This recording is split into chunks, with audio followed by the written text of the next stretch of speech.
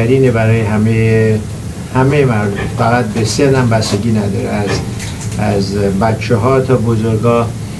هوم کیر هست، یعنی کاری که شما تو خونه میکنین برای تمیز کردن دندونا، جوری که دندوناتون رو مسواک میکنین و همراه با اون دایت هست که این بیشتر به آقای دکتر مربوط میشه. سابق من که دانشگاه دندونپزشکی میرفتم سالیان سال پیش، چیزی میگفتن به اسم فوکال اینفکشن، یعنی میگفتن اگر توی دهن شما یک عفونتی باشه، آبسه‌ای باشه، میتونه به ریه و قلب و همه جا صدمه بزنه.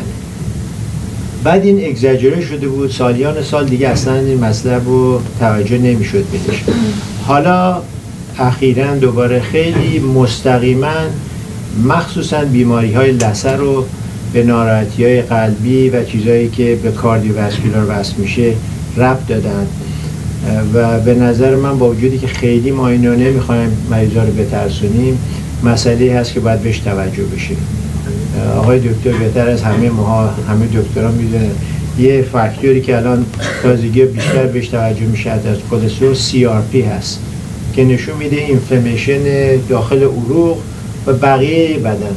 خود ناراحتی‌های لثه به حدی که برسه شما اگه دندونتون داری مسواک میکنین خون میاد. اینو باید مقایسه بکنیم با اینکه فرض کنین که دستتون یه زخمی هست که هر وقت بهش دست میزنین خون میاد. اشکال بزرگه، ولی عادت شده که ما اینو خیلی راحت تحمل میکنیم، ندیده میگیریم. فاصله‌ای که بین دندونا هست و لثه اینو با یه پروبی اندازه میگیرن. طبیعتاً باید این حدود 3 میلیمتر باشه. این 3 میلیمتر میشه 4 میلیمتر. با سن هم هرچی که ما بالا میریم این فاصله بیشتره، ولی وقتی به 5 و 6 میرسه تمام این پاکت هایی که 5 و 6 میلیمتر هستن واقعا عفونت هستن، یعنی یه جور نه تنها اینفلمیشن هست، اینفکشنه. باکتریا که توی دهن هست در اون ناحیه که داره رشد میکنه دسترسی بهش نیست.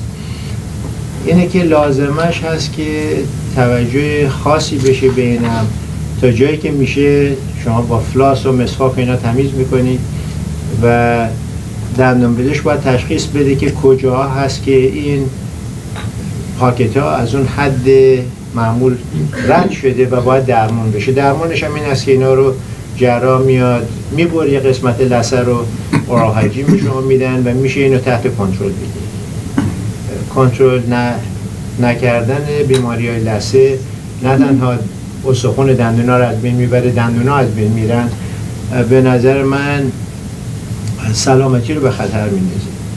من الان چند نفر از افرادی رو که میشناسم بالای 90 بالای 100 هستن، اینا مثلا 40 سال 50 سال دندون مصنوعی داشتن، هنوز که هنوز فانکشن میکنن و به خاطر اینکه در اون سنین بالا اکثر افرادی که توجه نکردن به دندونشون ناراحتی شدید لثه دارن و این میتونه اثر زیاد داشته باشه.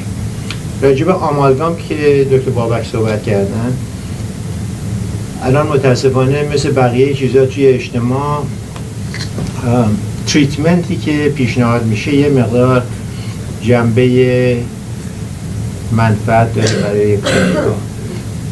اون آمالگام ها یا اون سیلور فیلینگ هایی که شما دارین اگر درست هست و از نظر زیبایی شما رو ناراحت نمیکنه، بهتره که بال خودش بذاره.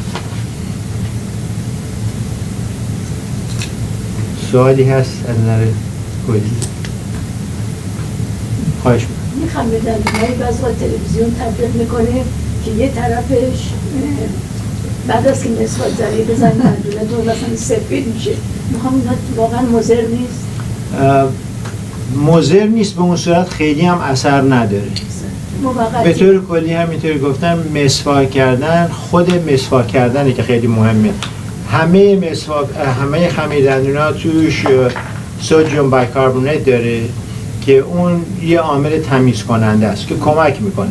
مثل فرض کنید این دست رو که شما میشینید با آب، اگه صابون هم باشه خب بهتر همه چیزا رو کنار میزنه، ولی خیلی امفسایز روی توث پیست نیست. از نظر سفید کردن هم اگر مدت خیلی زیادم با اونا مسواک بکنیم میبینید تغییر خیلی زیادی نخواهد داد.